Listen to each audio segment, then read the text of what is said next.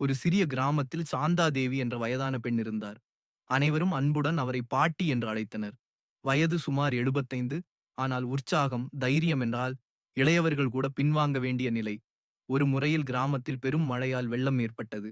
ஆறு ஆறடியில் ஓட பல வீடுகள் தண்ணீரில் மூழ்கிவிட்டன. மக்கள் அச்சத்தில் இருந்தனர். அரசாங்க உதவி வர தாமதமாக இருந்தது. ஆனால் பாட்டி அமைதியாக இருந்தார். கிராமத்தின் கோயிலை தற்காலிக தஞ்சமாக மாற்றினார். பழைய தொடர்புகள் மற்றும் அனுபவத்துடன் டிராக்டர்களை ஏற்பாடு செய்து பெண்கள் மற்றும் குழந்தைகளை பாதுகாப்பான இடங்களுக்கு பராமரித்தார். தன்னுடைய சேமிப்பு மற்றும் வீட்டில் இருந்த உணவுகளால் அனைவருக்கும் உணவளித்தார். இரவு முழுவதும் விழித்து மக்கள் நலனில் ஈடுபட்டார். பின்னர் அரச ஊழியர்கள் வந்தபோது அவர்கள் அசந்து போனார்கள். பாட்டி ஏற்கனவே அனைத்தையும் கையாள்வதை பார்த்தனர்.